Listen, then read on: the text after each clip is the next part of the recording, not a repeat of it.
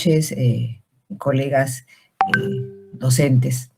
Bueno, en esta oportunidad, como bien dijo el doctor, he visto una parte débil de la clínica y yo creo que hay que reforzar lo que se trata de oclusión, y por eso el doctor me invitó para que diera, estamos conversando, entonces me invitó para que diera una clase y digo, bueno, en la medida de lo posible vamos a aplicarlo cómo se hace en la clínica. Gracias, María Fernanda. Se está aquí viendo esta llamada, dice. Bueno, entonces voy a iniciar la presentación. No pretendo dar una clase profundizada de oclusión, porque oclusión se lleva todo en un semestre y en 1 hora y media que podríamos estar. No pienso dar una cátedra avanzada de oclusión, pero sí tratar de que puedan entender y aplicarlo en la clínica, todo lo que se ha estudiado en fisiología de la oclusión, ¿no? La oclusión es muy bonita, la oclusión es sencilla, pero de muchos pasos. Pero si lo entienden, ¿no? Lo van a aplicar y van a hacer de su clínica no la pesadilla cuando se trate de la parte de oclusión. Voy a hacer la presentación.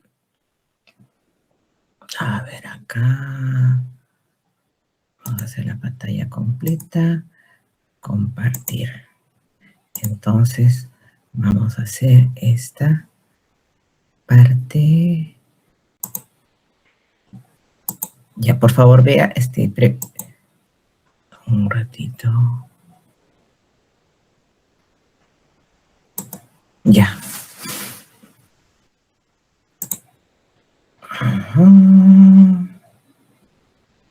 Ya. Por favor, avísenme si se ve. Sí, Lupita, sí se ve perfectamente. Ok. Entonces, como les dije, es una especie de repaso y un refuerzo que quiero hacerles a ustedes para que puedan entender clínicamente por qué hacemos todo lo que tenemos que hacer, en qué consiste el análisis oclusal, por qué hacemos un análisis oclusal, ¿no? Cuando vienen nuestros pacientes, por qué un caso simple hasta un caso complejo requiere de un análisis oclusal, ¿no? Hemos visto casos de pacientes en que vienen con el plano oclusal muy irregular, ¿no? ¿Y por qué? Porque muchas veces a través de los diferentes tratamientos no se ha considerado la equilibración de la oclusión y el análisis de la oclusión. Entonces ha sido un ciclo vicioso en que se ha ahondado el problema oclusal que tiene el paciente y por ende ahonda los problemas que pueda caer en lo que es la rehabilitación. La oclusión sabemos nosotros que es una relación de contacto dentario o una relación entre la maxilar y la mandíbula, ¿no? En donde puede ser en estática y en dinámica. Perdón, estoy quitándome la casaca. Calor. Ya. Es la relación estática y dinámica de contacto dentario como resultado o consecuencia de la actividad neuromuscular mandibular. Sabemos todos, ¿no?, que no solamente son dientes, sino es articulación temporomandibular, ¿no? Los dientes, el periodonto, el hueso, tenemos los músculos, el sistema nervioso, etcétera. Todo lo que conlleva el sistema estomatognático tiene que ver con la oclusión. No solo, como dice acá, no solo se estudia el contacto estático dentario, sino también lo que sucede en las excursiones mandibulares, o sea, en dinámica, o sea, en protrusiva, lateralidad, tanto derecha e izquierda, y qué tipo de contacto generan esas posiciones, y qué tipo de contactos son interferencias, qué tipos de contactos que podríamos encontrar en nuestros pacientes no son los contactos fisiológicos que requerimos en nuestros pacientes, ¿no? Entonces, no todos los contactos dentarios que podamos tener ahí son fisiológicos, muchos son potencialmente patológicos, no solamente a nivel de los dientes, sino también a nivel del sistema neuromuscular, y si ese problema continúa, ¿no? Podría ser a nivel de las articulaciones temporomandibulares. Muchos dicen, pero tenemos la capacidad de adaptación, pero la capacidad de adaptación que tenemos, ¿no? Es muy limitada. Entonces vamos a hablar acá análisis oclusal en edéntulos parciales. Nosotros, en la clínica integrada 3, ¿no? Tenemos y tratamos pacientes que ya son edéntulos parciales.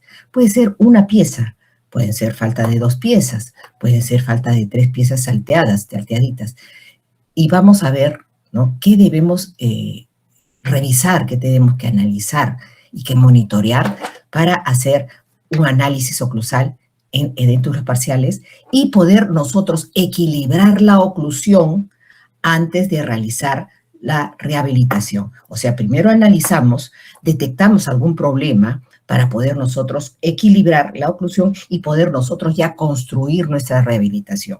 No podemos construir una rehabilitación sobre un problema oclusal, sobre un problema de DTM, que eso sería ya más avanzado, pero una irregularidad, un desequilibrio oclusal, ¿no? Donde no funciona bien la máxima intercuspidación, donde no funciona bien las lateralidades, porque los caninos no funcionan, cuando hacemos una protrusiva, que no está funcionando el sector anterior, sino solamente el sector posterior, entonces no podemos nosotros rehabilitar a un paciente de esa manera, ¿no? Entonces, tenemos que equilibrar. Es como construir una casa. Para construir una casa nosotros tenemos que tener un terreno muy estable, un terreno equilibrado, un terreno donde podamos construir perfectamente la casa. Es lo mismo. No podemos construir o hacer una rehabilitación donde hay problemas oclusales o problemas dentales, musculares, articulares. Estoy hablando progresivamente. Para empezar, he tratado de hacer esta lección, esta clase, ¿no? Desde cero, ¿no? Primero vamos a tomar las impresiones y hacer unos modelos de estudio. Los modelos de estudio deben tener ciertas características. No podemos hacer un análisis oclusal o empezar un tratamiento de un paciente con malos modelos, con malas impresiones. Entonces, por lo menos, tenemos que seleccionar perfectamente la cubeta. Sabemos la cubeta que tiene que ser, tiene que tener un flanco que esté espaciado para que quepa el alginato, que es el material que vamos a usar inicialmente, ¿no? Que más o menos entre 0.1 y 1 centímetro de flojo debe quedar la cubeta para que podamos hacer buenas impresiones. Y las impresiones debemos considerar que tenga todas las características, no solamente dientes. He visto modelos donde solamente salen dientes, pero no salen los fondos de surco, los frenillos, ni nada. Y el paladar, ¿no? En el superior. Y en el caso del inferior, ¿no? Que tendríamos que ver hasta el último diente y los fondos de surco, ¿no? Tanto vestibulares como linguales, y también las inserciones musculares y los frenillos correspondientes. Eso es lo que tenemos que tener, buenas impresiones. Si no tenemos buenas impresiones, podemos repetir, no hay problema, para poder nosotros luego tener buenos modelos, buen registro, buenos modelos, buenas condiciones para poder nosotros estudiar a nuestro paciente. Hay veces en que nosotros tenemos grandes brechas edéntulas, y eso lo van a hacer próximamente. O, por ejemplo, en extremo libre, donde para tomar los registros, para montar el modelo en articulador, debemos hacer placa, base y rodetes. ¿Cuándo no hacemos placa, base y rodete? Cuando la brecha edéntula es pequeña y podemos nosotros afrontar los modelos superior e inferior, ¿no? Con estabilidad, ¿no? Si es así, podemos obviar la confección de placa, base y rodetes. Pero muchas veces no sucede así. Muchas veces tenemos que hacer una placa, base y rodetes para conseguir estabilidad, para poder tomar buenos registros y para poder montar nuestro modelo en articulador, ¿no? por ejemplo, ¿cuándo está indicado la confección de placa base y rodetes? Está indicado en caso de extremo libre, uni o bilateral de cualquiera de las arcadas, tanto superior como inferior, en caso de brechas y edéntulas amplias, ¿ya? Y ¿cuál es la condición? Que es necesario que esta placa base y rodete no tenga estabilidad y soporte. ¿Qué significa? Que cuando lo pongamos en la boca del paciente, asiente bien y no se esté moviendo al momento que nosotros tomamos los registros. Cuando está en el caso del superior, cuando abre la boca el paciente se cae, no. Deben tener como unos ganchitos, ustedes ven acá, que sostengan esa placa base y rodete, los placa base y rodete, que sostengan en su sitio, no cuando vayamos a tomar los registros. Entonces, esta confección, y hemos tomado ya la impresión y hacemos una placa base y rodete si fuera necesario. Si no es necesario, si tenemos brechas y edéntulas pequeñas, como es en el caso de CIA3, ¿no? No hay necesidad de hacer placa base y rodetes, pero he visto casos en que sí tenemos que hacer placa base y rodetes, ¿no? En algunos casos. Acá vemos cómo hemos adaptado unos alambritos que hacen las veces de retenedores, y eso lo van a ver ya cuando veamos, cuando vean PPR, ¿no? Pero unos ganchitos que ayuden a retener, ¿no? A retener la placa, base y rodetes, ¿no? En su sitio, ¿no? Primero ponemos el acrílico, adaptamos el acrílico, ¿no? Encima de los ganchitos, se puede decir, ¿no? Lo adaptamos y luego colocamos los rodetes. Esto hace las veces de los dientes faltantes. ¿No? Los rodetes, entonces, deben tener la altura y el grosor, esto es rosadito, altura y grosor, ¿no? Adecuado. ¿Cuál es el adecuado? No mayor que la altura del plano oclusal, tanto superior como inferior. ¿Por qué? Porque tenemos que dar cabida a material de registro, ¿ya? Entonces, procedemos, una vez que tenemos ya los modelos ya vaciados, vamos a proceder a montar los modelos en el articulador semiajustable. Primero, vamos a montar el modelo superior con el arco facial. ¿Para qué nos sirve el arco facial? Nos va a ayudar a montar en una posición en el espacio, ¿no? Del maxilar superior. Nada más que para eso nos sirve. No nos sirve para tomar relación céntrica, para ver la lateralidad, no. Solamente para montar el superior es el arco facial. Pero tenemos que montarlo de tal manera que el plano oclusal tenga una relación con respecto al eje intercondilio. Por eso es la forma del arco facial. El arco facial nos va a tomar, ¿no? Nos va a tomar el registro del plano oclusal con respecto al eje intercondilio y nos da la estabilidad con el nacio. Entonces, vamos a tomar el registro. Primero, preparamos la horquilla, ¿no? Preparamos la horquilla con el material de registro que ustedes quieran.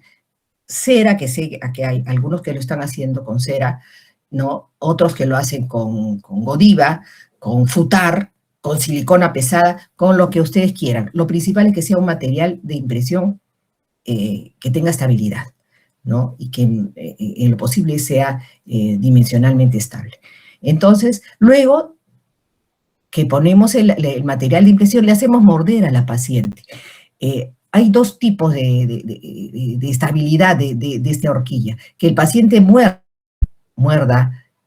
un algodón, ¿no? Debajo de la horquilla, ¿no? Y que con la mordida nos estabiliza, ¿no? Y nos tiene quieto esta horquilla para nosotros poder colocar el arco facial, ¿no? En su sitio, y el paciente ayudar para colocarse, ¿no? La parte de los auriculares, los brazos laterales del arco facial, ¿no? Y que pueda colocar las olivas auriculares dentro del oído, ¿no? Es mejor esto porque el paciente colabora y muchas veces, si lo hace el operador, muchas veces no lo ponemos bien. El paciente, si se le dice señora o señor al paciente, se le dice que lo coloque dentro como si fueran audífonos de música, ¿no? Entonces el paciente entiende, ¿ya? Y que se les dice que cuando colocamos la horquilla, inicialmente, que no abra la boca en todo el proceso, ¿no? Entonces, el paciente primero va a ayudar mordiendo el algodoncito, en este caso ponemos algodón, ponemos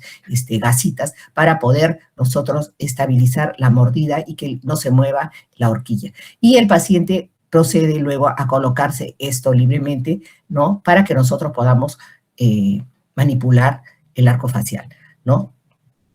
Luego, como les digo, primero se centra, se prepara la horquilla, ¿no? Y se coloca en la boca del paciente, haciéndole coincidir el vástago, lo hacemos coincidir con la línea media. Ojo, no con la línea media de la nariz, hay pacientes que tienen la nariz desviada, ¿no? La punta de la nariz no es con la punta de la nariz, sino con la línea media craneal. Luego, la segunda parte se coloca, como dice en el segundo punto, luego se procede a colocar y ajustar el resto del arco facial. Se coloca primero las mariposas, haciéndole introducir el vástago de la horquilla, y luego se pone todos los brazos y se apoya el nacio. Y se ajusta. Ustedes ven que en el arco facial tenemos los tornillos del nacio, los tornillos de los brazos y el tornillo central, ¿no? Tienen una línea blanca. Estos tornillos posteriormente van a ser aflojados para retirar el arco facial. Pero tenemos acá la mariposa, doble nuez también se le llama, son dos mariposas que sí que hay que ajustarlo desde un inicio, hay que ajustarlo bien, ¿no? Se le dice al paciente, para ajustar esto bien, se le dice al paciente que coja bien los brazos del arco facial, ¿no? Entonces, se ajusta lo más que se pueda. Estos son especiales para ser ajustados. Ustedes han visto que tienen una tuerquita especial para ser ajustados. Y luego procedemos a revisar si está correctamente. ¿Cómo revisamos? Revisamos que la línea bipupilar esté paralelo a la parte frontal de la rama horizontal del arco facial. El nacio esté puesto en tu sitio y las ramas laterales coincidan con el plano de Frankfurt, que es el infraorbitario con el auricular, ¿no? Una vez que tenemos esto, ajustamos todo bien, y una vez que tenemos ajustado, revisamos al paciente y comenzamos a aflojar los que tienen solamente la rayita blanca. Se afloja, entonces se le pide al paciente que abra los brazos del articulador, lo abra los brazos, lo saca de los oídos y que abra la boca, ¿ya? Y se saca el arco facial. Siempre se coloca el arco facial por el revés, o sea, esta parte hacia abajo. ¿Para qué? Para que no se deforme o se mueva la parte de la horquilla. Y una vez que tenemos eso, ya se acomoda en el articulador, ¿no? Y podemos tener acá, ¿no? El articulador tenemos ya para hacer el montaje del superior. Se adapta el modelo superior en las indentaciones que nos deja el material de impresión, ¿no? El material de registro, ¿no? Y lo colocamos, como ustedes ya saben, ya no tengo que explicarlo cómo lo deben colocar. Se pone la platina y se procede a montar el modelo superior. Cuando montemos el modelo superior, ojo, la rama superior tiene que contactar con lo que vendría a ser ¿cómo se llama? La barra transversal. Hay una barra transversal que une estos dos tornillos. Entonces, la rama superior debe estar contactando con la rama transversal. No puede estar en el aire. Entonces, así nosotros podemos decir que hemos logrado, ¿no?, relacionar el plano oclusal con el eje bicondilo. Luego, para montar el modelo inferior, ya hemos montado el modelo superior, hemos puesto su yeso y dejamos que se endurezca. Entonces, para el montaje de modelo inferior, ¿no?, nosotros vamos a tomar en relación céntrica. Para hacer un análisis oclusal, se tiene que hacer en relación céntrica. Vuelvo a repetir, para hacer un análisis oclusal hay que montarlo en relación céntrica, que es la posición condilar óptima, la más estable y la musculoesqueléticamente estable.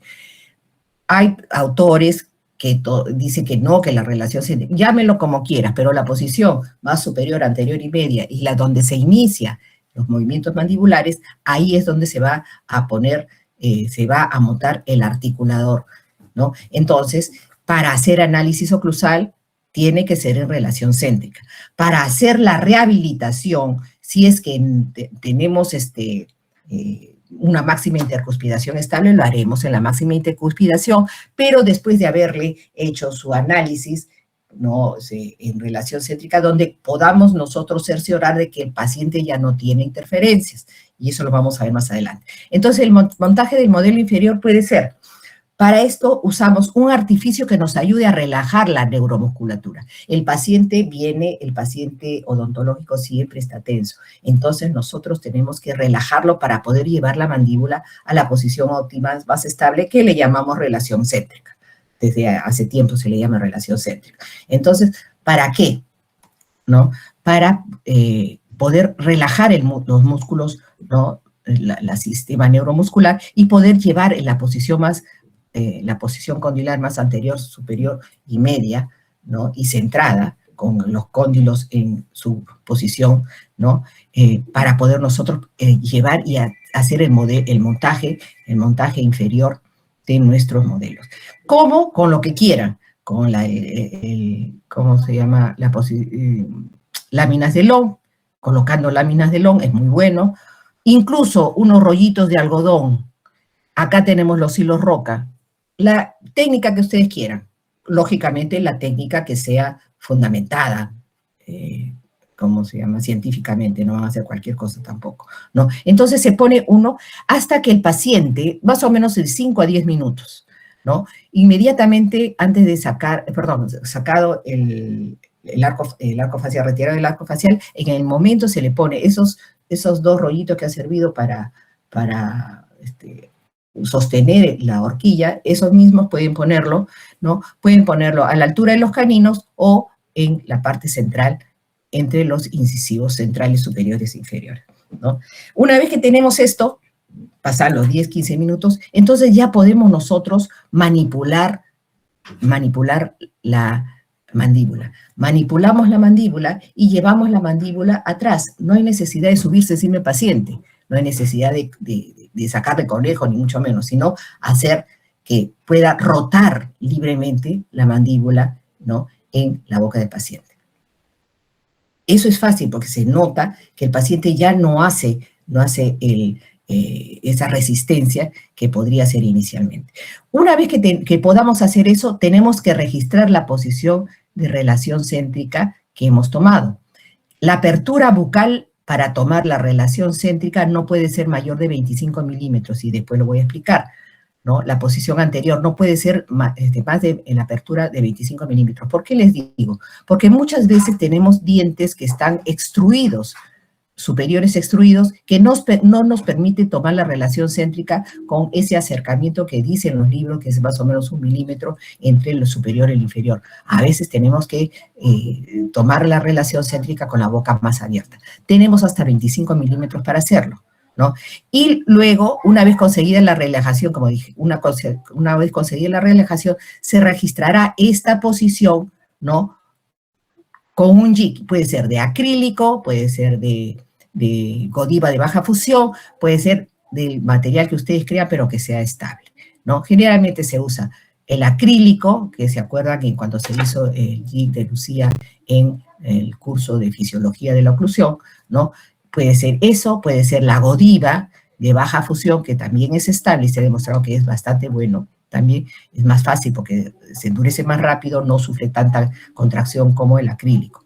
Y si no tenemos dientes anteriores, porque puede suceder que tendremos que restablecer dientes faltantes anteriores. Entonces, ahí tendríamos que, en ausencia de incisivos, registrarla con maniobras de manipulación directa, como la técnica de Dawson, o sea, la técnica bimanual, o la de Chimpoy, como es la que estamos viendo ahorita, ¿no? Estas son mis manos, yo le pongo los dedos detrás para poder centrar la mandíbula y vamos nosotros haciendo un movimiento de vaivén y empujamos cuando el paciente está a nuestro dominio, se podría decir, a la hora de manipular, ya se traza y se empuja un poquito. Este dedo nos empuja un poquito y los dedos inferiores que van en el borde mandibular va a empujar hacia arriba. Entonces ahí podemos ver que ya está en relación céntrica.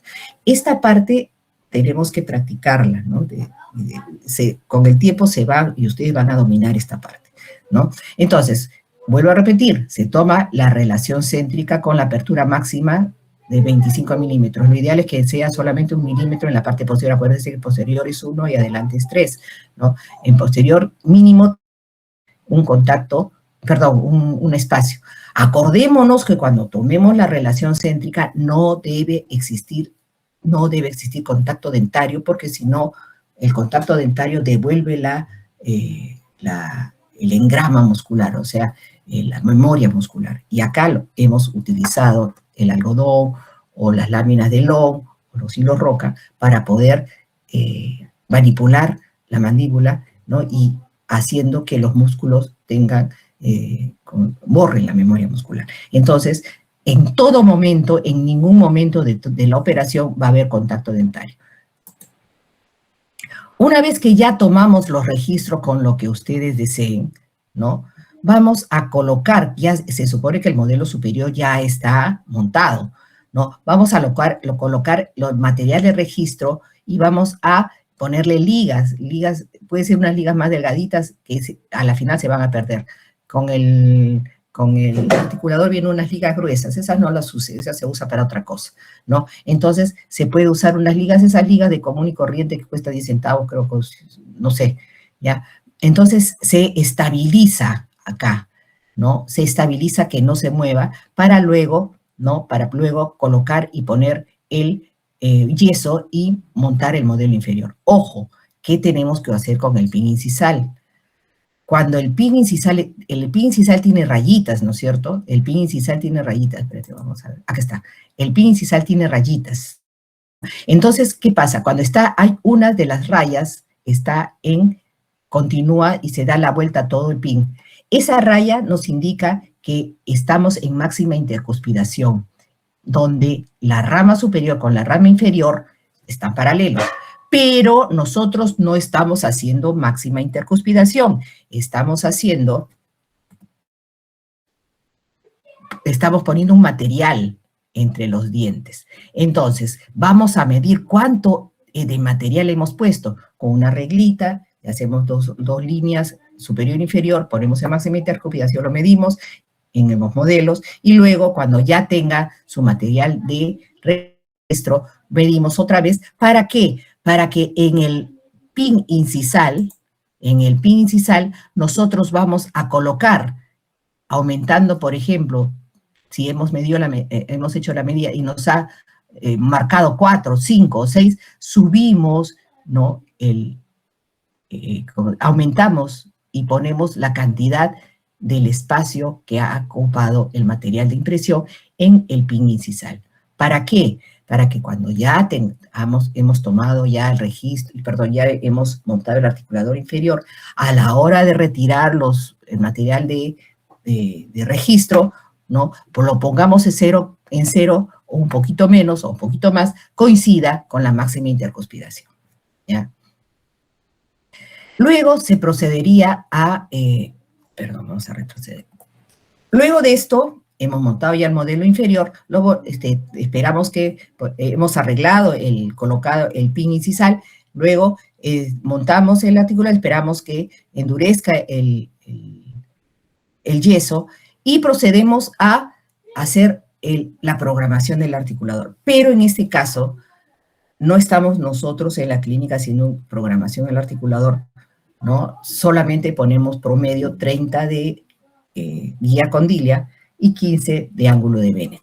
Eso lo vamos a explicar, ¿no? Entonces, vamos a pasarnos lo que es la programación del articulador. Esto lo voy a dejar en el Classroom para los que quieran ver, ¿no? Por ejemplo, la programación del articulador, programar el ángulo de Bennett se prevé por la guía condilia. Para esto necesitamos registros de lateralidad, ¿no? Y para cuando queremos la protrusiva, registros de protrusiva. Pero eso ya lo vamos a ver posteriormente, ¿no? Luego ajustamos la guía incisal, eso lo vemos. Estas tres últimas vistas no es necesario porque nosotros utilizamos promedios para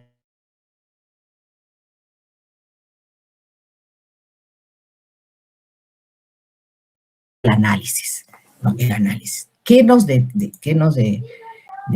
depara?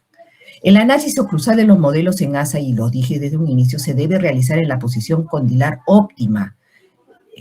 Ahora, que antes se llamaba relación céntrica, la posición condilar óptima que le llama el doctor Alonso, Aníbal Alonso, en la última curso que pude tener, ¿no? Le cambió de nombre nomás porque hay algunos autores que se enronchan cada vez que dicen la posición de relación céntrica, ¿no? Entonces, la posición condilar óptima, que es la posición musculoesqueléticamente donde se inician todos los movimientos, y eso lo vamos a ver cuando veamos un ratito, ¿no? Recordemos el diagrama de Posselt. La relación céntrica es una posición completamente independiente de los dientes. O sea que cuando digan, voy a tomar la relación céntrica, sabemos que no debe haber contacto dental. No debe haber contacto dental, como ya los he explicado anteriormente. ¿Cuándo nosotros debemos hacer análisis funcional oclusal en el articulador semiajustable? Cuando la oclusión está relacionada con un estado de disfunción del paciente, cuando tiene un problema articular, un problema muscular, donde hay una disfunción, sea cual fuere. Y también cuando necesitamos, y esto nos incluimos nosotros, cuando necesitamos rehabilitaciones oclusales extensas, ya sea por ortodoncia o prótesis, no necesariamente extensas, sino rehabilitaciones oclusales para poder nosotros determinar si hay equilibrio o no hay equilibrio. Si no hay equilibrio, se hace la regularización. Y si hay equilibrio, en buena hora, seguimos de frente. El análisis en el articulador semiajustable permite la visualización de los contactos oclusales, eliminando la influencia del control neuromuscular. Sí, acá están hablando del análisis oclusal, pero cuando los cóndilos están en relación céntrica, hemos tomado la relación céntrica, ahí recién vamos a cerrar para ver cómo están los contactos oclusales. Y eso les voy a decir cuál es lo normal y cuál es lo que no es normal. Entonces, el análisis en el ASA, podemos hacer la visualización de los contactos, eliminando la influencia del control neuromuscular. En la posición céntrica, le llaman posición céntrica mucho, como ya no le llaman relación céntrica porque mucha confusión tiene. Relación céntrica significa cuando está en el centro, o sea, podría ser la máxima intercupidación. Y las excéntricas vendría a ser la lateralidad, tanto derecha e izquierda como la protrusiva. Entonces, empezamos mirando los modelos por separado. Tenemos que ver qué piezas dentarias hay, ¿no? Según la nomenclatura por cuadrantes, ¿no? Se registra también cualquier pérdida de integridad de la arcada dentaria por pérdida de piezas, o sea, la ausencia de piezas. Las migraciones de piezas, eso también sufrimos mucho cuando hay, aunque sea una sola pieza faltante, ¿no? Se puede extruir el antagonista tratando de llenar ese agujero faltante, donde falta una pieza, ¿no? Podemos ver cómo están alineadas cada pieza, si están fuera o dentro del arco dentario, ¿no? También podemos ver el tamaño y forma del arco, si hay ¿cómo se llama? Equilibrio, se podría decir, entre el superior y el inferior, ¿no? Luego, las características de las caras oclusales, si están rotas, si están con desgaste, si están los bordes incisales desgastados, si la punta de las cúspides, que es lo frecuente que va a encontrar la punta de los cúspides de los caninos, están rotos o desgastados. Todas esas cosas se observan. También se observan las facetas de desgaste. Eso nos puede indicar que la faceta de desgaste que puede ser parafuncional, ¿no? La faceta de desgaste parafuncional y por bruxismo. No necesariamente los desgastes nos indiquen bruxismo. Ojo, no que he escuchado, hay desgaste, doctores, el paciente es bruxista. No, tenemos que averiguar por qué ese desgaste. Puede ser también por, una de ellas por bruxismo, por apretamiento, que es un tipo de bruxismo. Puede ser también por, ¿cómo se llama? Desgaste químico, etcétera, ¿no? Entre la faceta de desgaste parafuncional también se le llama bruxofacetas, ¿no? Céntricas y excéntricas. Esto lo vamos a pasar, ¿no? También hay facetas de desgaste por malos hábitos, pacientes que muerden pipa, que muerden las personas que, por ejemplo, las que se ocupan de la costura, ¿no? Muerden sus alfileres, los muerden con los dientes, y entonces tienen como unas concavidades, como unas irregularidades en el borde incisal por esa mal hábito, ¿no? Después tenemos que ver las obturaciones que hay, las piezas dentarias restauradas que pueden ser interferencias. No necesariamente una obturación tiene que estar, puede estar bien hecha, puede ser que coincida o no con el plano oclusal, puede producir contactos prematuros cuando no está bien, cuando no han reproducido exactamente las caras oclusales o las caras oclusomesiales o oclusoproximales de las obturaciones, se puede llegar a producir contactos prematuros, ¿no? Estos contactos prematuros pueden causar migraciones dentarias en los dientes antagonistas o los dientes adyacentes, o incluso puede producir desviaciones mandibulares, como vamos a ver. Luego también tenemos que ver si hay cavidades o deterioro de la anatomía oclusal mediante fracturas, inestabilidad de las piezas dentarias, trauma oclusal, esto se ve clínicamente, ¿no? Si hay puntos groseros de interferencias. Entonces, el análisis luego, ya hemos visto los análisis, el análisis individuales de cada una de las arcadas, de los dientes, de la formación, etc. Ahora vamos a ver el análisis en modelos en estática. Vamos a ver la posición de máxima intercuspidación. Ahora ponemos y cerramos nuestro articulador y si está bien montado, nos va a permitir hacer una máxima intercuspidación. Entonces tenemos que ver la relación molar, la relación canina, si es clase 1, clase 2, clase 3, etcétera, ¿no? Si los contactos oclusales existen en todas las piezas o hay piezas que no tienen contacto, y qué tipo de contacto es, ¿no? ¿Qué tipo de contacto? Si hay contactos simultáneos, cúspide fosa, ¿no? Cúspide reborde en este caso, etcétera. Las curvas, la curva de Spee, eso lo conoce, la curva de Wilson y el plano oclusal. Ojo, tenemos que ver, el plano oclusal es ondulado, no es plano, plano no es ondulado, porque cada una de las piezas dentarias tiene un plano oclusal que lleva a la unión de estos planos oclusales vendría a ser lo que llamamos plano oclusal, ¿no? Esto lo vemos muchas veces, este plano oclusal puede estar variado patológicamente por ausencia de piezas donde los dientes adyacentes, ¿no? Tratan de cerrar el espacio y la pieza antagonista tiende a extruirse. Qué bueno fuera si se extruyera derechito, no, se extruye mediante inclinaciones, y lo vamos a ver. Tenemos que también revisar si la línea media es coincidente, ¿no? Ojo, con línea media coincidente y no coincidente. La línea media no coincidente hay que ver si es de origen esquelético o de origen dentario, y eso lo vamos a ver más adelante. Origen esquelético, entonces no podríamos llevarlo en oclusión céntrica a ser coincidente la línea media. El overjet y el overbite, ¿no? Tenemos que ver si existen mordidas cruzadas. Entonces, si existen mordidas cruzadas, si hay pérdidas de sustancia dental. Si podemos nosotros rehabilitar, ¿no? En esta forma, ¿no? Cuando hay mordidas cruzadas, tanto anteriores como posteriores. Entonces, esto nos va a dar la idea cómo vamos a afrontar el caso. Si la relación dentaria, como dije hace un momento, es de 1 a 2 o de 1 a 1, esta es relación de 1 a 1, y esta es relación de 1 a 2, donde una pieza contacta con dos. Por ejemplo, esta pieza, este canino contacta con el canino inferior y el premolar, y esta es una relación 1 a 2, ¿no? Entonces, hay que ver si es 1 a 1 o 1 a 2. 1 a 1, ven acá, ¿no? Donde cada cúspide contacta con una fosa de su antagonista. Ya hemos analizado en estática, ahora nos toca los análisis de modelos en dinámica, ¿no? Los análisis de modelo en dinámica. Para esto vamos a hacer recordar el diagrama de Posselt. Ese es importantísimo. El diagrama de Posselt son los movimientos que ocurren en un sistema en la boca, pero a nivel sagital. A nivel horizontal también tenemos que ver, pero para lo que les estoy explicando, para que entiendan mejor, es a nivel sagital. Este vendría a ser la relación céntrica. Es el punto donde se inicia, ¿no?, los movimientos mandibulares.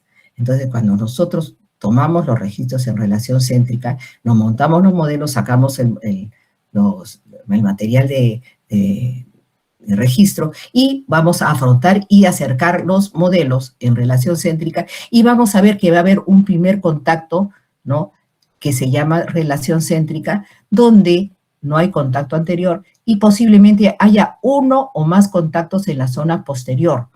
Cuando hay contactos bilaterales simultáneos, eso es un tipo de oclusión. Hay dos tipos de oclusiones.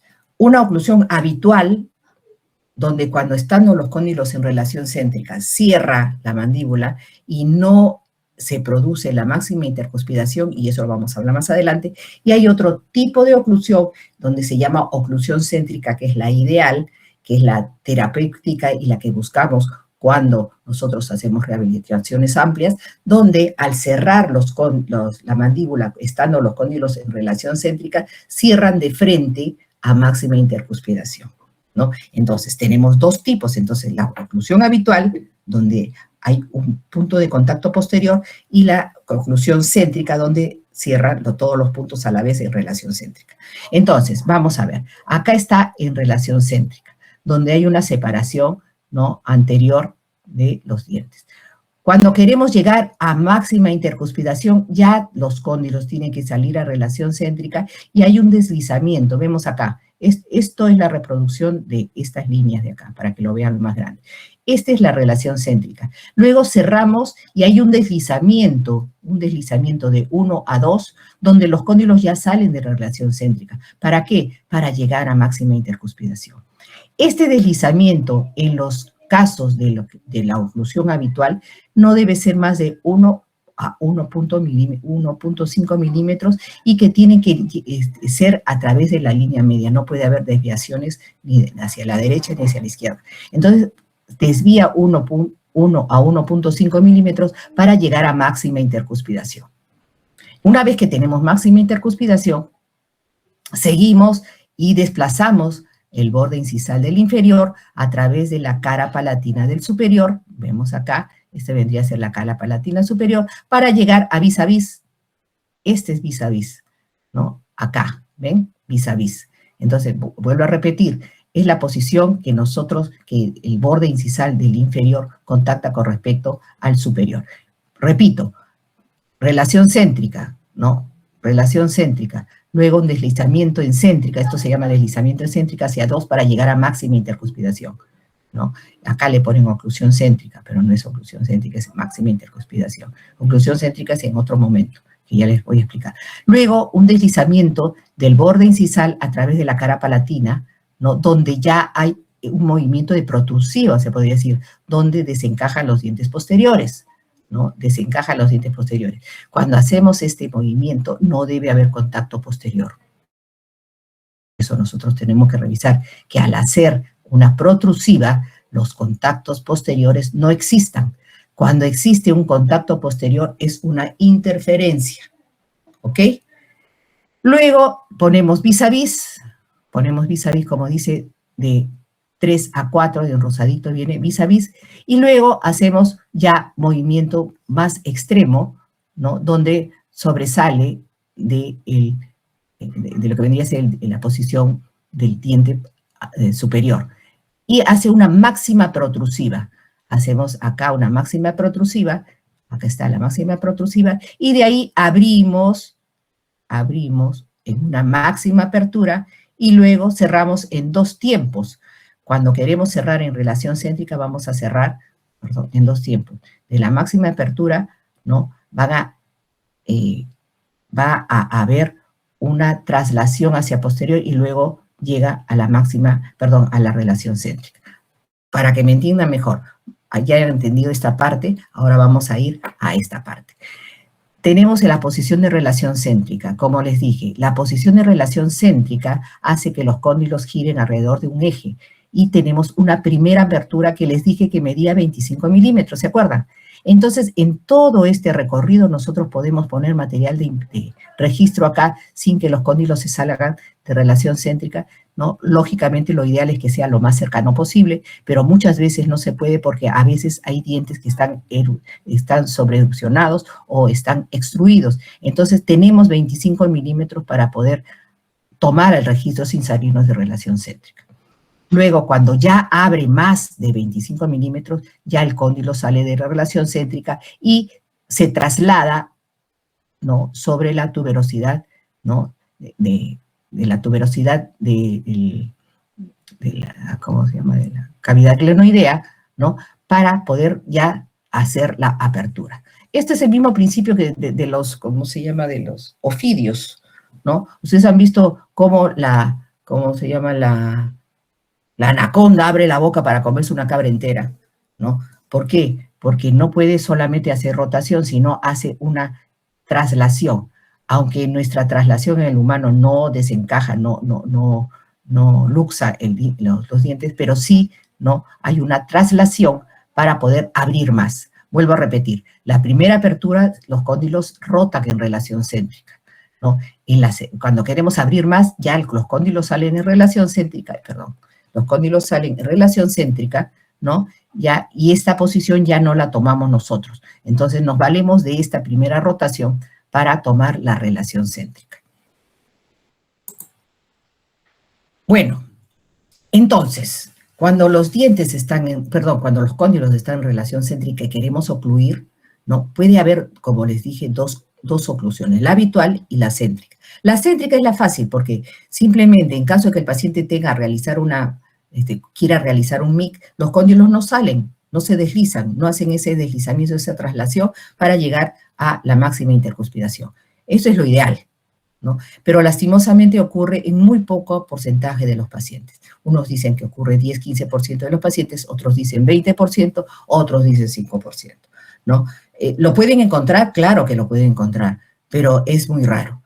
En cambio, si tenemos una oclusión habitual, donde los cóndilos estando en relación céntrica, tenemos la primera apertura, ven esta curvita, donde los cóndilos, o sea, los cóndilos en relación céntrica, los dientes cierran y no hay un contacto anterior, hay un contacto posterior. ¿Cuándo es normal? Cuando hay un contacto posterior bilateral y simultáneo, o sea, por ejemplo, la cúspide mesiopalatina de la primera molar superior derecha con la cúspide mesiopalatina en la primera molar superior izquierda. Eso es bilateral y simultáneo. Entonces, cuando es bilateral y simultáneo, no se le llama interferencia, se le llama contacto en retrusiva. ¿Por qué? Porque está en el movimiento de retrusión, o sea, en el movimiento del eje de bisagra. Este se llama eje bisagra de la primera rotación, donde los cóndilos no salen de relación céntrica, pero en la oclusión habitual hay un primer contacto en retrusiva que se llama, que es normal, si existe en forma bilateral, simétrico y simultáneo. Una vez que ha contactado, si queremos llegar a máxima intercuspidación, hay un pequeño deslizamiento de 1.5, 1 milímetro hacia adelante para que pueda hacer una máxima intercuspidación. Entonces, ¿qué pasa? Luego, para llegar a MIC, tiene que haber un deslizamiento en céntrica que es fisiológico hacia arriba, hacia adelante, en línea recta y no mayor de 1.5 milímetros para que pueda llegar a máxima intercuspidación. En resumen, cuando los cóndilos están en relación céntrica, el paciente tiene dos tipos de oclusión desde la relación céntrica. La habitual, que es la mayoría, el 85 a 90% de la población, donde hay contacto en retrusiva, bilateral y simultáneo normal, hay un deslizamiento en céntrica de 1.5 para que llegue a máxima intercuspidación, donde hay la mayoría de contactos. Entonces, esto es lo normal. Pero, qué bueno fuera que encontremos normalidad en nuestros pacientes. En su mayoría encontramos cosas que no son todavía, o que no son fisiológicas. ¿Qué pasa si tenemos solamente un diente que contacta? Eso sí es una interferencia. ¿Por qué? Porque al haber un solo contacto, y eso lo vamos a ver más adelante, al momento de querer llevar a su máxima intercuspidación, la mandíbula va a flexar, va a desviarse hacia un lado para poder, ¿cómo se llama?, solventar o poder evitar ese punto de contacto, en este caso prematuro unilateral. Acá lo vemos. Acá está ya en la clínica, tenemos un modelo donde está montado en relación céntrica. Vemos acá la relación céntrica donde el cóndilo está más hacia la parte más posterior, ¿no? este es el antiguo, el mío, disculpe, pero el mío es, lo tomé el antiguo, pero lo puse acá para que ustedes puedan verlo, ¿no? El de ahora es fácil porque tiene un ganchito anaranjado que hace que no se salga de relación céntrica. Bueno, entonces, ¿qué pasa? Cuando nosotros, estando los cóndiles de relación céntrica, cerramos la mandíbula para llevar a máxima intercuspiración, no se puede. No se puede. ¿Por qué? Porque hay contacto en retrusiva. Si es bilateral y simultáneo, ese contacto es normal. ¿Por qué? Porque después va a haber un deslizamiento en céntrica, ¿no? Miren acá, para que ustedes se fijen. En el primer contacto en retrusiva,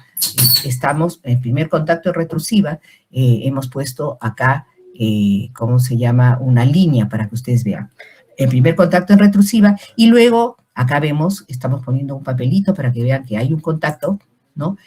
Acá lo vemos mejor, ¿no? Entonces, ¿qué pasa? Para llegar a máxima intercuspiración, la mandíbula se tiene que desviar hacia adelante. ¿Cuánto? Miren ustedes, 1 milímetro, para llegar a máxima intercuspiración, ¿ya? En caso de que solamente nos contacte en un solo lado, esto quiere decir que es un contacto prematuro. Si es bilateral y simultáneo, tenemos que esperar el deslizamiento en céntrica, pero si no, tenemos que eliminar este contacto. Y cuando hagamos ajuste oclusal, me gustaría tener otra clase de ajuste oclusal cuando se pueda, ¿no? Entonces se tiene que desgastar. En este caso se desgastaría el antagonista, que el antagonista vendría a ser la cúspide de guía, ¿no? La cúspide de soporte. Cuando hacemos ¿cómo se llama? Ajuste oclusal, si tenemos un punto de contacto que se supone que es el superior contra el inferior, se desgasta siempre la cúspide guía, que son las vestibulares superiores y las linguales inferiores, ¿ya? Ahora, vamos a ver. En movimientos excéntricos, vamos a hacer la protrusiva. Ya hemos visto el deslizamiento excéntrica, la oclusión habitual que tenemos que buscar en nuestro paciente, o si no es habitual, va a ser una oclusión céntrica. Pero si existe un punto de contacto, retrusivo unilateral, es una interferencia. ¿Correcto? Ya. Entonces, ahora vamos a ver la protrusiva, ¿no? La protrusiva, la guía anterior en desoclusión. Cuando llevamos los dientes, la mandíbula llevamos hacia adelante. Entonces, ¿qué cosa tiene que haber? Acá hay una dependencia. ¿Qué significa? Depende de la tipología del paciente. Hay pacientes que tienen, por ejemplo, los dolicocéfalos que tienen los 2 dientes más larguitos, entonces tienden a morder solamente, a hacer la protrusiva con solamente los 4 dientes, los 2 superiores y los 2 inferiores, ¿no?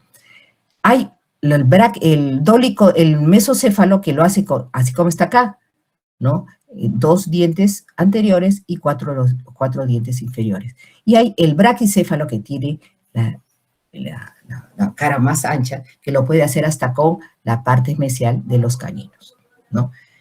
Entonces, desde la posición de Mick, con el acople de los dientes anteriores, vamos a llevar hacia adelante, ¿no? La mandíbula se desplaza y cuando los bordes incisales o anteriores e inferiores se desplazan a través de la cara palatina, y acá está todo, ¿no? Entonces, ¿por qué está determinado esto? Por el overjet o resalte, por la localización y el ángulo de contacto de las fuerzas, la capacidad de resistencia periodontal de estas fuerzas. Si nosotros hacemos, por ejemplo, un contacto irregular de una sola pieza, este diente, ¿no? Cualquiera de los 2 dientes, si el contacto no es en bilateral y simétrico, cuando nosotros hacemos la protrusiva, ocurre el trauma oclusal. O sea, el diente superior o el diente inferior se produce el movimiento ¿no? Y el diente comienza a moverse, comienza a haber una recesión gingival, ¿no? E inflamación. Eso se llama trauma oclusal, ¿no? Entonces, acá les dejo, como les digo, todas la clase la voy a dejar para que ustedes puedan repasar acá, ¿no? A ver. Ahora los movimientos excéntricos, lateralidad derecha y lateralidad izquierda. En las lateralidades tenemos dos lados, el lado de trabajo hacia donde se se desvía la mandíbula, y el lado de no trabajo hacia donde la mandíbula no está desviada. O sea, si queremos hacer una lateralidad derecha, la mandíbula va hacia la derecha, ¿no? Y de la misma manera. Pero tenemos dos casos, que puede ser desoclusión canina o puede ser fusión en grupo, ¿no? Cualquiera de los dos es bastante normal. Generalmente, las pacientes jóvenes mantienen una desoclusión canina y los dolicocéfalos tienden a tener, y los pacientes que tienen cúspides altas tienden a tener desoclusión canina. Entonces, en el lado de trabajo solamente es el canino el que contacta, nadie más, nadie más, ¿me entienden? Esa es desoclusión canina, es un tipo. En el otro tipo de desoclusión tenemos la función en grupo, donde contacta el canino y también el premolar y la cúspide mesiovestibular del molar. En este caso es una función en grupo parcial. ¿Por qué? Miren ustedes, la función en grupo es cuando contacta el canino y otras piezas más. El canino, las dos premolares y solamente la cúspide mesiovestibular de la superior contra el inferior. Estas dos últimas ya vendrían a ser interferencias, porque acordémonos que acá viene la cúspide, perdón, ¿cómo se llama? La curva de Spee, ¿no? Entonces, lo que sí puede ser en función en grupo puede ser todos estos, canino, primera premolar, segunda premolar y la cúspide mesiovestibular de la primera molar. Hasta ahí nomás, estas dos últimas no son. Entonces, esa es función en grupo total. Pero a veces sucede, como en este caso, que tenemos una función en grupo parcial, donde tenemos el canino o más una premolar, o el canino más una o dos premolares. Pero, por ejemplo, si tenemos el canino y la segunda molar, o el canino y la cúspide mesiovestibular, eso es interferencia. ¿Qué quiere decir? Que en función en grupo tiene que ser los dientes seguiditos, ¿no? Por ejemplo, si tenemos el canino y la segunda premolar y la primera premolar no, quiere decir que esto es una interferencia, porque la paciente función, desoclusión canina. Entonces, ¿y cuándo se produce la función en grupo?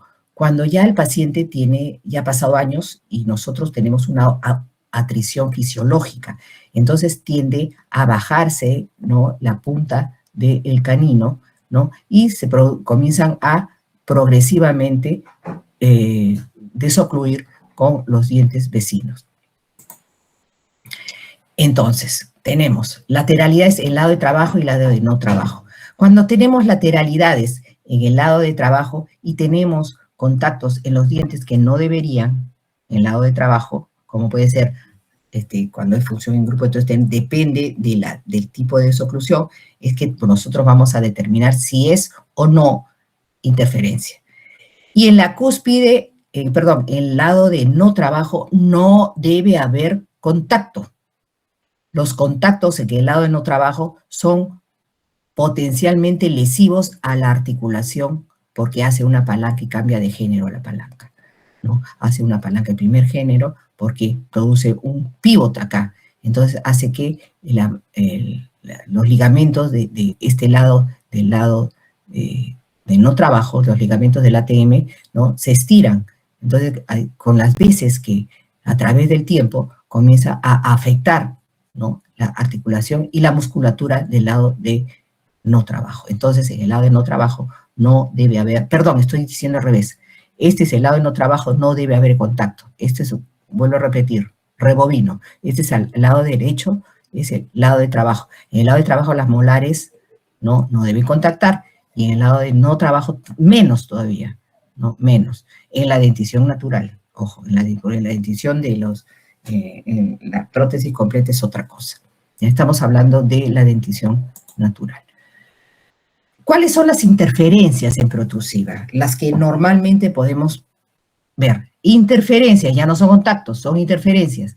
En la interferencia protrusiva generalmente se da en las vertientes distales de las superiores y las vertientes mesiales de las inferiores. Ahí es donde tenemos que revisar si hay contactos. Entonces tenemos que ver si las el contacto se da acá, se va a desgastar a este nivel en la cúspide de no trabajo cúspide de guía, que vendría a ser los vestibulares superiores.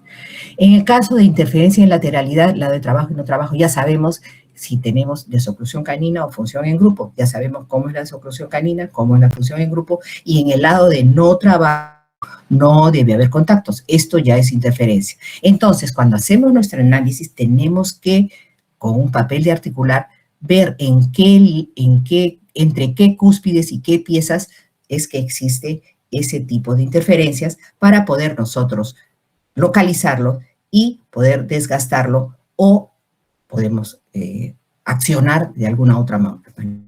No solamente con desgaste. Por ejemplo, cuando ocurre esto, puede ser también porque los caninos están muy desgastados. Entonces, aumentando un poquito en el borde incisal, podríamos nosotros evitar este contacto y evitar también tanto desgaste en los dientes posteriores.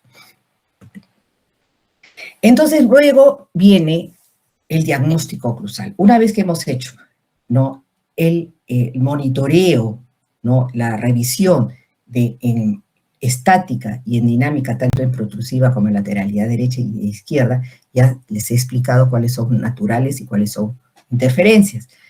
Ya podemos llegar a un diagnóstico oclusal, ¿no? Entonces, las patologías oclusales más frecuentes puede ser inestabilidad encéntrica. ¿Qué significa?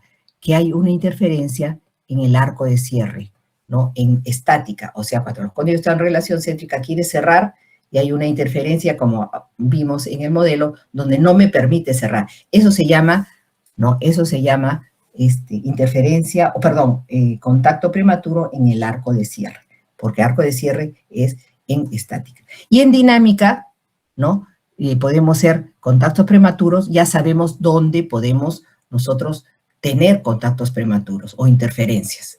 No contactos prematuros. Contactos prematuros es cuando nosotros queremos cerrar. Interferencias es en los movimientos excéntricos, ¿ya? Y también si hay faceta de desgaste. Esa faceta de desgaste nos puede determinar, ¿no?, que si son parafuncional, puede ser bruxismo, malos hábitos, etc. A ver, seguimos acá. Plan de tratamiento oclusal. ¿Qué cosa tenemos que hacer si tenemos tantas interferencias? Hay varios tipos, ¿no?, el tratamiento. Los reversibles y los irreversibles. Los reversibles es usando los planos oclusales o prótesis removibles, ¿no? Podemos hacer los reversibles, ¿no?, la restauración de distintos grados de compromiso en la forma y función. Los reversibles podemos hacer cuando la forma y la función está variado ligeramente. Y los irreversibles, ¿no?, son los que tienen grandes desavenencias, grandes distorsiones, ¿no?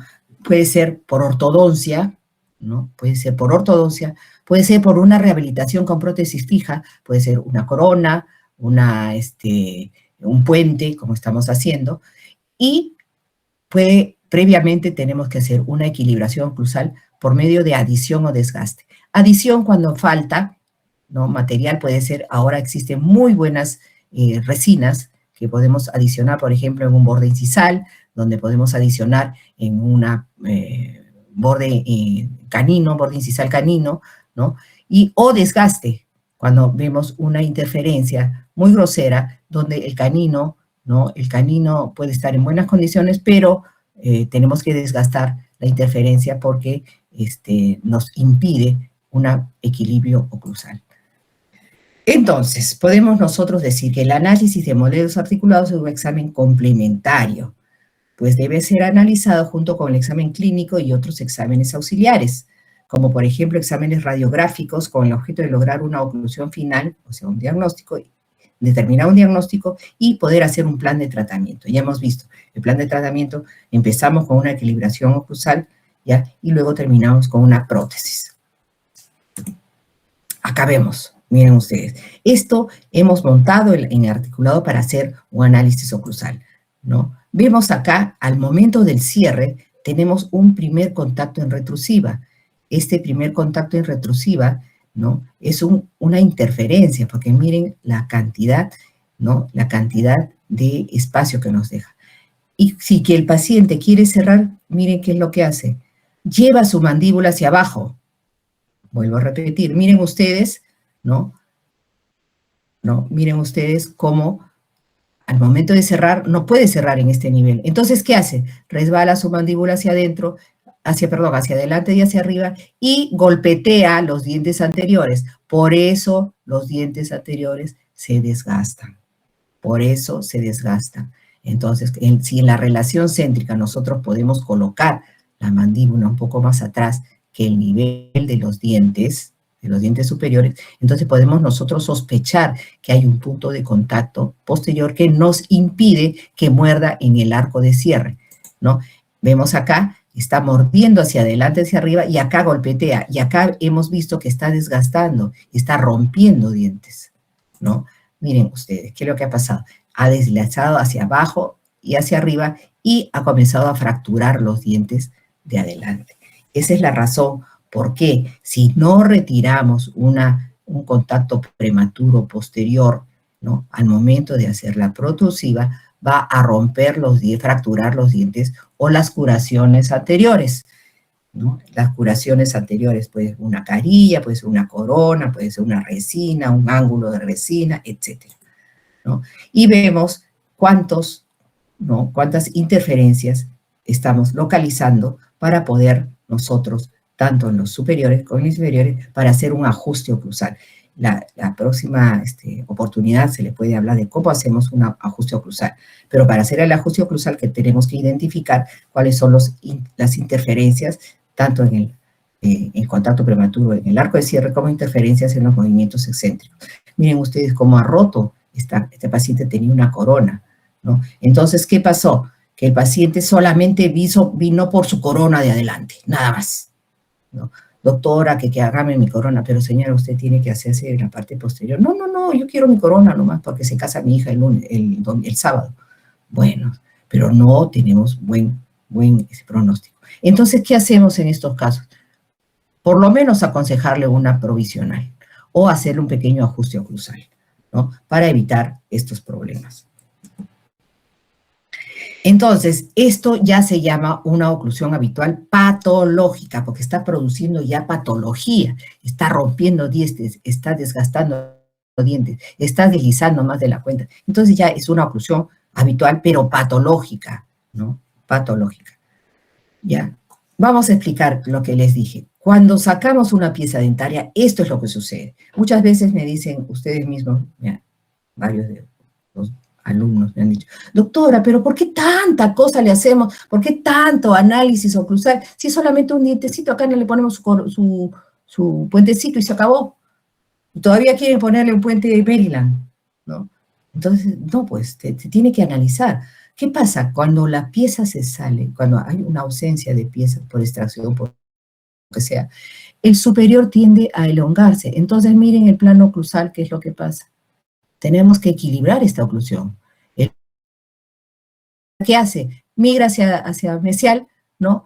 Y se inclina, ¿no? Cerrando el espacio, ¿no? Y haciendo una debacle oclusal acá, ¿no? Entonces, ¿qué? El paciente va a cerrar y va a cerrar mal, porque va a contactar prematuramente esto, ¿no? Y para cerrar, muchas veces desvía la mandíbula para que pueda haber una máxima intercuspidación, ¿ya? Miren ustedes acá, ¿no? Y esto es lo que explica, por un mecanismo de adaptación de la oclusión, la mandíbula se coloca en una posición más hacia adelante cuando hay interferencias en la parte posterior.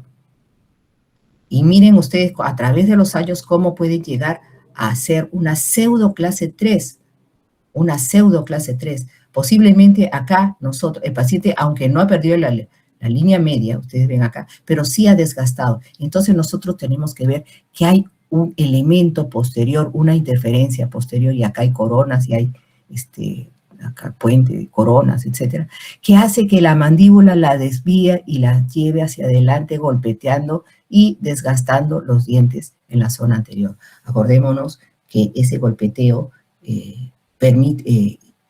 hace que los dientes anteriores, que no están preparados para ese tipo de oclusión, se desgasten con el tiempo, ¿no? Y esta paciente, por ejemplo, en este caso el inferior, ha perdido sus dientes posteriores, ¿no? Entonces, vemos también que posiblemente a la hora de cerrar ha perdido dimensión vertical. ¿Por qué? Porque a la hora de cerrar posiblemente su mandíbula contacta en esta parte.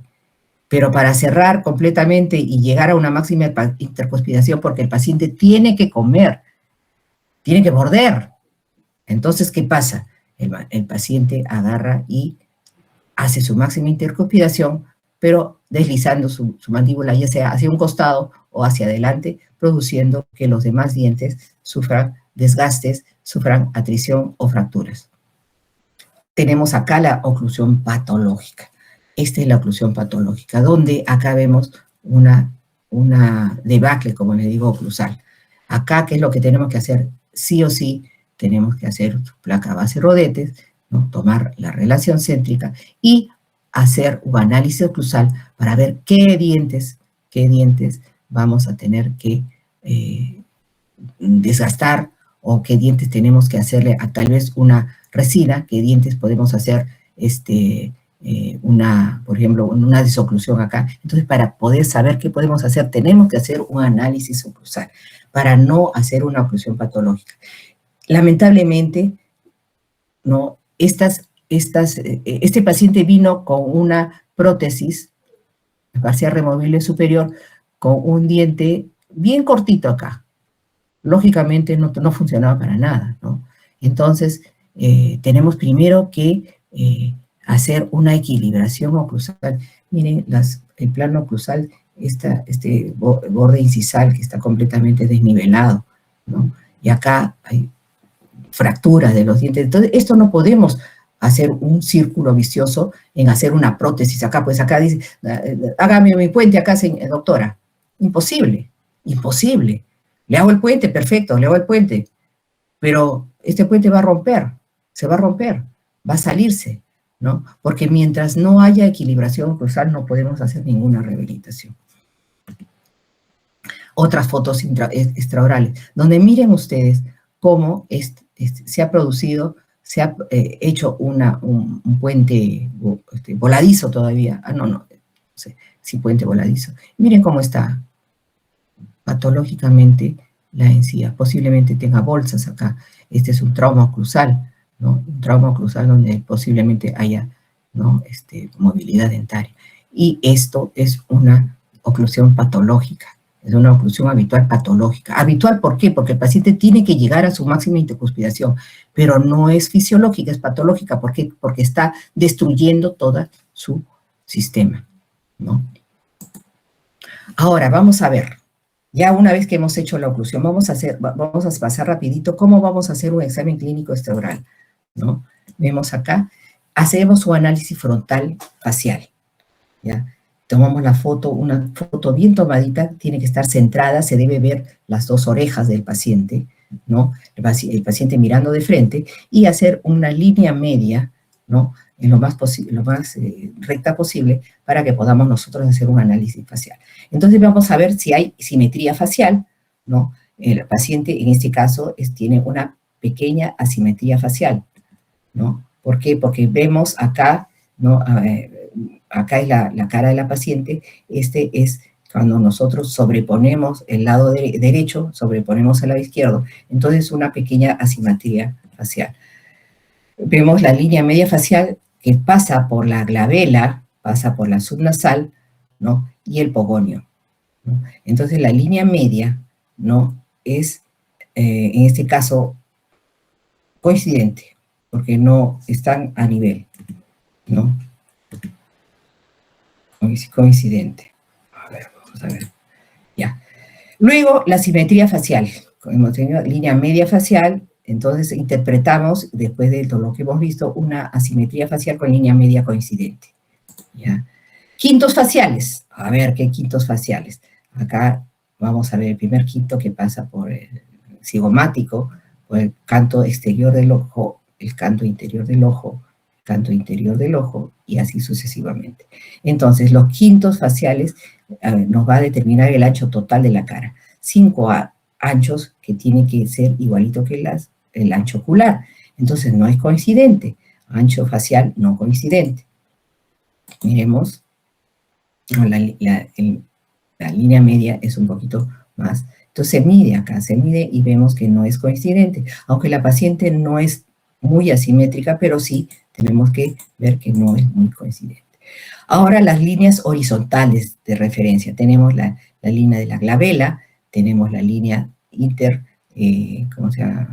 orbicular, ¿no? Tenemos la interpupilar, ¿no? La interalar, ¿no? Y la línea intercomisural, y tenemos la línea del borde mandibular. Entonces vemos que acá, por ejemplo, en caso de dientes, miren cómo está canteado. Esto se llama canteado. La línea interpupilar paralelo al plano horizontal, sí, pero la línea de los dientes es canteado. Entonces ahí analizamos que tenemos que tomar en cuenta esto para poder enderezar los dientes. El análisis frontal, ¿no? Nos dice, por ejemplo, que el labio superior, por ejemplo, desde el borde inferior de la espina nasal anterior hasta el borde del labio superior tiene que tener una medida, y la medida del borde inferior hacia el submentoniano tiene que ser la proporción de 1 a 2. La proporción de 1 a 2. Si acá me mide 24, este de abajo, ¿no?, tiene que medir 48. Entonces podemos interpretar que los labios son medianos y el tercio inferior y los labios son coincidentes, ¿no? La convergencia facial, donde vamos a tomar la línea que pasa por el canto del ojo y la comisura labial. Entonces, para ver si es dólico, braqui o mesofacial, entonces le tomamos la norma clínica es de 45 más menos 5 en la mesofacial, ¿no? De 40 a 50, ya vamos a poner. Acá tienen, si quieren ver el libro, ¿no? Esa paciente mide 40 grados, entonces nosotros podemos determinar que es una dólico-facial, tirando para mesofacial, ¿no? Mesofacial podemos ponerle, ¿no? Mesofacial, ¿correcto? Luego, análisis del perfil facial. Vamos a ver qué nos dice el perfil, ¿no? Tenemos la glabela, la subnasal y el pogonio. Glabela, entre las cejas, no es acá, sino es acá, entre las cejas, el subnasal y el pogonio. El pogonio es el punto más anterior de esta parte, ¿no? Entonces, si está aumentado, es clase 3. Aumentado quiere decir que está hacia adelante, clase 3. Cuando está disminuido es clase 2, y cuando está recto es braquifacial. Vamos a ver. Según vamos a ver, ¿qué nos da? Se mide este ángulo interno. Este ángulo nos midió 163 grados. Entonces tiene un perfil convexo, porque es menor que 170 grados. ¿Ya? Según Fradiani, clase 2 esqueletal, convexo. Ahora vamos a ver el ángulo nasolabial. El ángulo nasolabial, los valores normales del ángulo consistente, el labio superior con la base de la nariz, ¿no? En nuestro paciente está 95, que están los valores normales. Presenta soporte maxilario dentario normal, ¿no? Y acá tenemos también la línea E, que vendría a ser de la punta de la nariz a el pogonio, y ver cuál es la relación de los labios superior e inferior, ¿no?, con respecto a esta línea E, ¿no? En el labio superior debe ser menos 4 milímetros o más menos 2. O el labio superior tiene que estar menos 4 milímetros, y en el labio inferior es menos 2 milímetros más menos 2. Si está aumentado, tiene protrusión labial. Si está disminuido, tiene retrusión labial. Entonces, acá interpretamos que hay protrusión labial superior y dentro del valor normal. Vemos acá, ¿no? Ahora, la dimensión vertical. Eso es importantísimo. Si nosotros hemos analizado y hemos visto que hay pacientes que tienen como una mordida de viejita, ¿no?, como una mordida de anciano, donde el tercio inferior de la cara está disminuida. Acordémonos que los tercios horizontales tienen que estar congruentes, ¿no? Entonces, como sucede acá, lo normal es esto, ¿no? Cuando está coincidente proporcional entre sumentoniano con la espina nasal anterior, la espina nasal anterior con la glabela y la glabela con el nacimiento, el triquion, que es el nacimiento del cabello, ¿no? Entonces tiene que haber una proporción en estas tres. A veces está aumentado, ¿no? En dolicofaciales, y muchos de nuestros de nuestros paisanos, de nosotros mismos, tenemos ligeramente aumentado, ¿ya?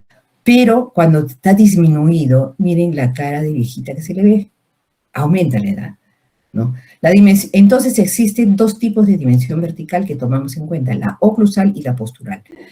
La que lo valemos incluso para prótesis completas es la postural, que la dimensión vertical postural es la que nos da los músculos, la que no se pierde o varía mínimamente con la edad, ¿no? La dimensión vertical oclusal es cuando están los dientes cerrados, cuando hay contacto dentario. Eso sí es bien variable de acuerdo a la atrición, la pérdida de dentarias, a las migraciones o a las ausencias de piezas. Y entre ellos dos hay un espacio libre interoclusal, Eli le llama, ¿no? Que debe ser entre 1 y 2. Su valor, entre 2 y 3. Este espacio actúa como un amortiguador fisiológico durante la deglución, la respiración y la fibra. Entonces, ¿qué podemos decir? La dimensión vertical postural es cuando tenemos un espacio en la posición de atención donde hay una relajación muscular, ¿no? Una tonicidad mediana de todos los músculos elevadores, ¿no? Y la posición de atención, se dice, la posición de atención, es la dimensión vertical postural. Eso lo tomamos, lo medimos, la dimensión vertical postural, con esta regla Vernier se llama, ¿no? La dimensión postural, luego se le hace morder al paciente, ¿no? Y se le vuelve a tomar la dimensión vertical, entonces debe haber una diferencia entre esta primera y esta segunda de solamente 2 o 3 milímetros, que vendría a ser el espacio libre. Pero cuando hay pérdida dentaria, ¿no? La diferencia no es de 2 o 3, puede ser de 4 o de 6. Cuando existe la diferencia de 6, entonces nosotros podemos decir que 6 menos 3 del espacio libre son 3 milímetros que tiene pérdida de dimensión vertical. Vuelvo a repetir, la dimensión vertical, el espacio libre siempre tiene que ser entre 2 y 3, varía entre 2 y 3, ¿no? Entonces medimos la dimensión vertical postural, la dimensión vertical oclusal, si el espacio libre, la diferencia, el espacio de dimensión vertical postural y la dimensión vertical oclusal no es de 2 a 3, entonces quiere decir que hay pérdida de dimensión vertical. Acá vemos acá la dimensión vertical oclusal en la paciente midió 61, en la dimensión vertical postural, donde la paciente está descansando, los músculos más relajaditos, nos da 65. La diferencia es de 4 milímetros. Entonces, acá, por ejemplo, podemos dejar entre 2 y 3 para el espacio libre, entonces vamos a disponer entre 2, 1 o 2 milímetros para aumentar la altura, ya sea del incisivo, de lo que corresponda, ¿no? O sea, hay de 1 a 2 milímetros de pérdida de dimensión vertical. Entonces, nosotros nos valemos de esto para hacer nuestro encerado de planificación. Entonces, el pin incisal vamos a aumentarle 1 o 2, la diferencia que nos da 1 o 2 para hacer nuestro encerado de planificación.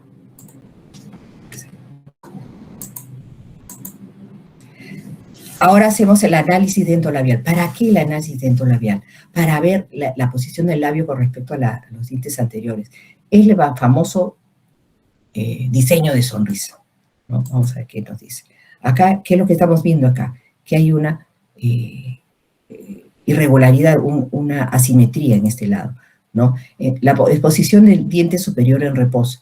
Gran exposición de pacientes jóvenes, mediana exposición, y los pacientes que tienen pérdida de dimensión vertical o los muy ancianos tienen este tipo de exposición, ¿no? En la mujer es de 3 a 4 milímetros cuando es joven, ¿no? En el varón 1.91 cuando es joven. Cuando es adulto, la mujer es de 3 a 3.5 y en el varón de 1 a 1.5, para redondear. Acá no se ve nada al paciente. Entonces hay pérdida de dimensión vertical, definitivamente, de 1 a 2 milímetros, ya hemos visto. El diseño de sonrisa. Tenemos que ver que el borde incisal de las piezas dentarias estén paralelas a la línea de la sonrisa del labio inferior, ¿no? A la línea de la sonrisa. Y en una vista de frente se hacen las proporciones, la proporción áurea que tanto se habla, ¿no? De 1.68 en el sentido mesiodistal, 1 que se ve en lateral y la que se ve en el 0.618. Estas son las proporciones de una vista, frontal. No quiere decir que el canino va a medir no, de una vista frontal, ¿no?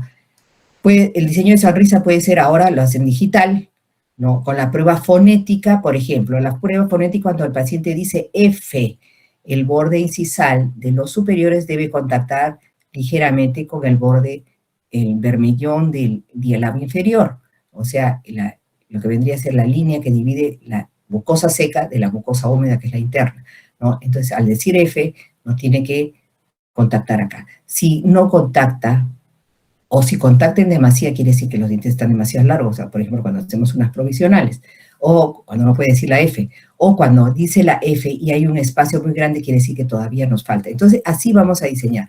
Análisis de labios, el tipo de labios, si son labios competentes, son labios tónicos, son labios flácidos, en los pacientes de edad, ¿no?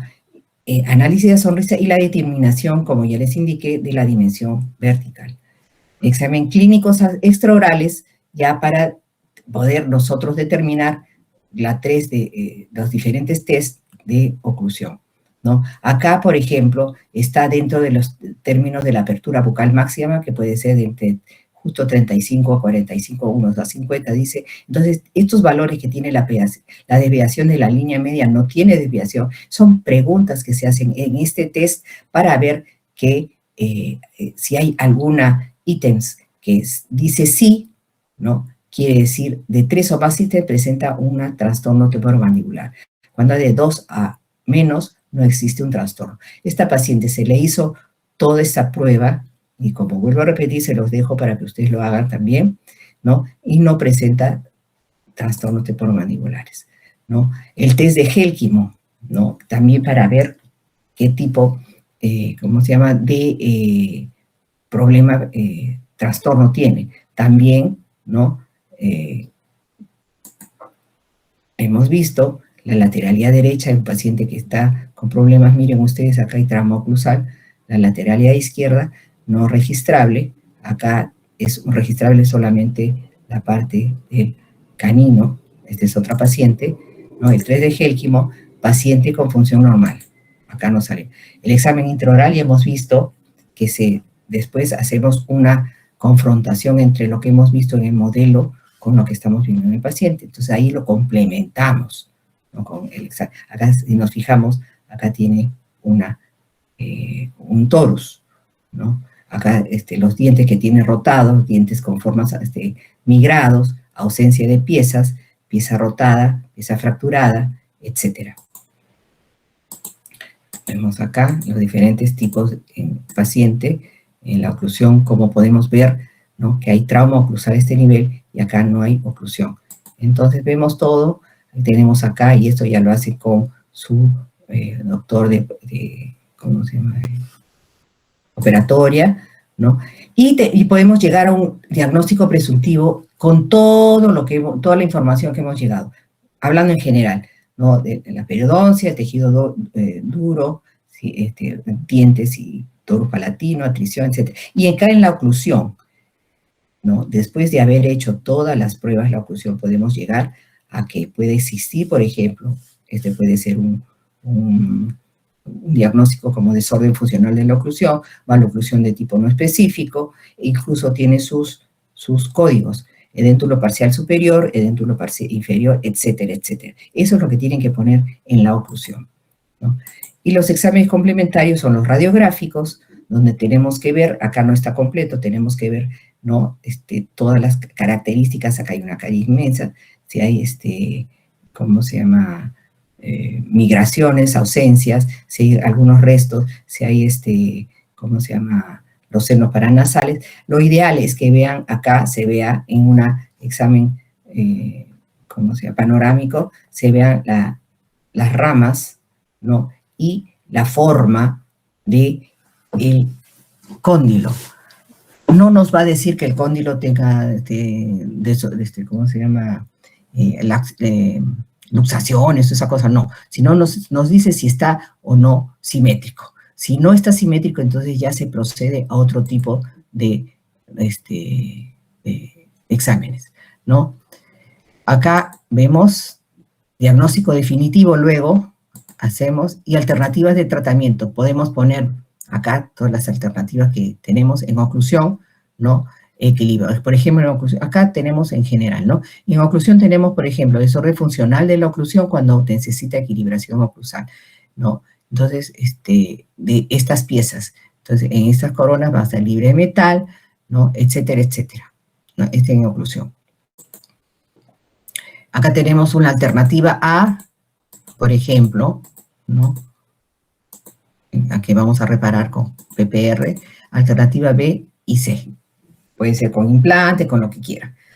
Por último, vamos a hablar del encerado de planificación. El encerado de planificación es básico, básico. ¿Cuándo se hace el encerado de planificación? Cuando ya hemos detectado las interferencias, hemos eliminado las interferencias, hemos hecho la dimensión vertical, hemos calculado cuánto de pérdida y cuánto te tiene que levantar el pin incisal desde la máxima intercupidación para poder solventar la pérdida de dimensión vertical. Entonces, una vez que hemos hecho todo eso, o sea, la equilibración oclusal, la determinación de la dimensión vertical, programamos el articulador para levantar la mordida para que nos diga más o menos 1 o 2 milímetros, ahí recién vamos a hacer el encerado de planificación, ¿no?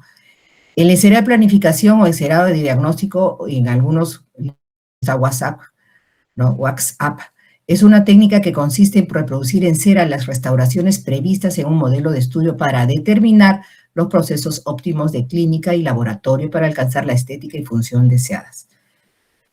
¿Qué quiere decir? Que cuando hagamos la encerado de planificación, nuestros modelos deben estar equilibrados y deben hacer todos los movimientos perfectamente hechos porque ya hemos retirado todo lo que es interferencias, todo lo que es contactos prematuros, etc.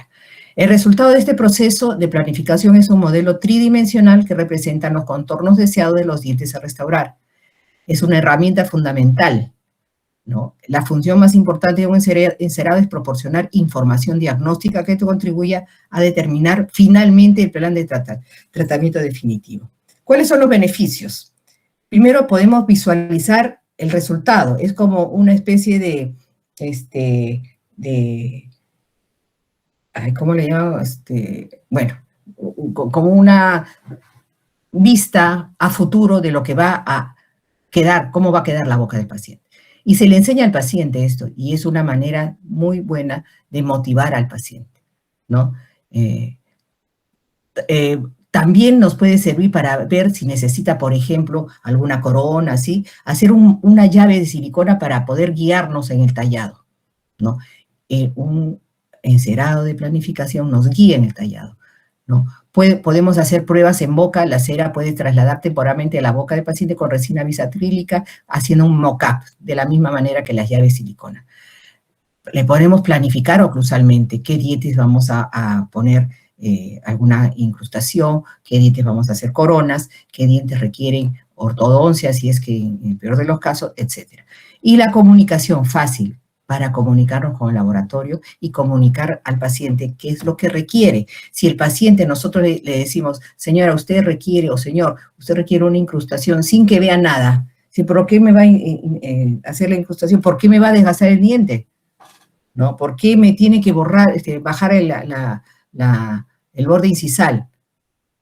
Definitivamente el paciente no ve, pero cuando ve una buena encerado de planificación, entonces ellos mismos ven y se les explica al paciente. Es una manera también de motivar al paciente. Los tipos de encerado pueden ser aditivo, como podemos nosotros adicionar cuando queremos hacer una corona, un puente, una PPR, lo que sea. Sustraer, ¿qué significa? Cuando queremos desgastar o eliminar yeso del modelo en casos donde se requiere una reducción para corregir, por ejemplo, apiñamientos o dientes extruidos. Y puede ser también digital, ¿no? Mediante el CAD-CAM, ¿no? con una impresión 3D y he fresado. Pasos en la elaboración del encerado de planificación, ya más o menos les dije, imágenes y modelos, le das montaje y el modelado final, cuando ya el rehabilitador y el técnico aplican las capas de cera para obtener la anatomía ideal, ¿no? Y les doy acá unos tips también. Espera un ratito, anterior. Ya, acá vemos un encerado, disculpe que está un poco borroso, ¿no? Hacemos el encerado, por ejemplo, en este caso es un encerado cuando ya hemos corregido y hemos equilibrado la oclusión, ¿no? Estos dientes estaban extruidos, ¿no? Entonces ya está en condiciones de hacer un buen encerado, ¿no? Un mock-up para hacer ya el tallado, ¿no? Igualmente en esta zona, que muchos me preguntaban, pero doctora, ¿por un diente vamos a hacer todo esto? Sí, efectivamente. ¿Por qué? Porque ya tenemos la seguridad, ¿no? Seguridad de que todo va a resultar bien, ¿no? El encerado, bueno, les doy el tipo, me digo, primero se construye la guía anterior, ¿no? ¿Qué significa la guía anterior? Que haga una buena protrusiva, ¿no? Sin contactar la zona posterior, ¿no? En las lateralidades, que haya contacto en los caninos primero, y posteriormente se completa los posteriores en la posición de máxima intercuspidación y excéntricas, primero los superiores, ¿no? Y luego los inferiores. Para completar, ustedes pueden ver este libro que es Bailati, Francesca Bailati, ¿no? En el libro que tiene 3 steps, Prontodoncia aditiva, donde habla de resinas y tiene un capítulo muy bonito de encerado de planificación. Eso sería todo, queridos alumnos, ¿no? No sé si están todavía allí. Sí, yo o creo se durmieron. Si Se hubiese durmieron. alguna pregunta, chicos. ¿Alguna pregunta? ¿No? Vuelvo a repetir, Jorgito, esto hay que colgarlo en el Classroom para que los chicos puedan tener, ahí tienen como una guía, también su análisis facial. Perfecto. Cosas que les puede ayudar. Ok, muchas gracias, Lupita. Más bien, yo creo que siempre reafirmamos la idea de que los conceptos de rehabilitación oral son bastante amplios siempre, ¿no? Siempre queda corto el tiempo y mucho que pensar y analizar, chicos, ustedes que están empezando a hacer sus casos clínicos, ¿no? Bueno, no vamos a tomar más tiempo, la doctora debe estar